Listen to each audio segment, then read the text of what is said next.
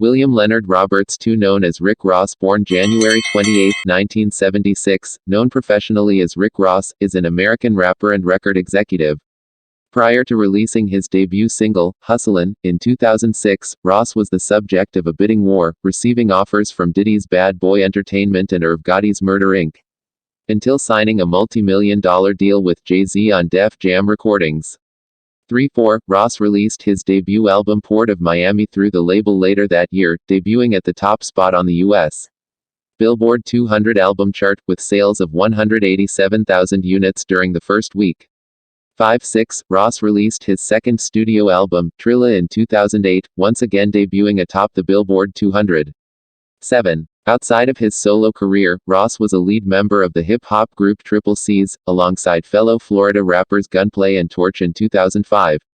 Ross founded the record label Maybach Music Group in 2009, on which he released his studio albums Deeper Than Rap 2009, Teflon Don 2010, God Forgives, I Don't 2012, Mastermind, Hood Billionaire 2014, Black Market 2015, and Rather You Than Me 2017. His 10th album, Port of Miami 2, was released in August 2019 and peaked at number 2 on the Billboard 200 charts. Prominent industry acts have also been signed to Rick Ross through the Maybach music label, including Meek Mill, Whale, and French Montana, among others. In early 2012, MTV named Ross as the hottest MC in the game. 8. Early life. William Leonard Roberts II was born in Clarksdale, Mississippi, 9-10, and raised in Carroll City, Florida. 11. After graduating from Miami Carroll City Senior High School, he attended the historically black college Albany State University on a football scholarship. 12. Roberts worked as a correctional officer for 18 months from December 1995, until his resignation in June 1997. 13. Career beginnings. In his early years at Suave House Records, Roberts initially made his debut under the pseudonym Teflon Don. He made his recording debut on the song, Ain't Shish to Discuss, on Eric Sermon's lone album for DreamWorks, Def Squad Presents Eric Onassis. 14. In the mid-2000s, he changed his name to Rick Ross. He derived his stage name from the former drug kingpin, Freeway, Rick Ross, to whom he has no connection. 15. After being signed to Suave House Records, former label for rap duo 8 Ball and MJG, he eventually signed a deal with Slip and Slide Records, which has been under the Def Jam label since 2006. While signed to Slip and Slide, Roberts toured with fellow rapper Trick Daddy and made guest performances on other Slip and Slide albums. 11. 2006-2008 Port of Miami and Trilla. Main articles: Port of Miami, album, and Trilla. His debut album Port of Miami was released in August 2006 and debuted at the top spot on the U.S. Billboard 200 album chart, with sales at 187,000 units during the first week. 5-6 Christian Horde of Rolling Stone magazine predicted that it would be the summer's biggest rap record.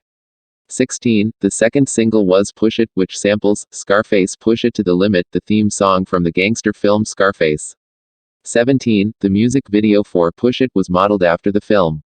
18. During that time, Ross made guest performances on 2 singles from DJ Khaled's debut List N, the album, Born and Raised, and Holla at Me. Port of Miami received gold certification from the Recording Industry Association of America on November 8, 2006. In March 2008, his second album Trilla was released and, as its predecessor Port of Miami had, debuted at the top of the Billboard 200. 7. Its lead single, Speedings, featuring R. Kelly, peaked at number 21 on the U.S.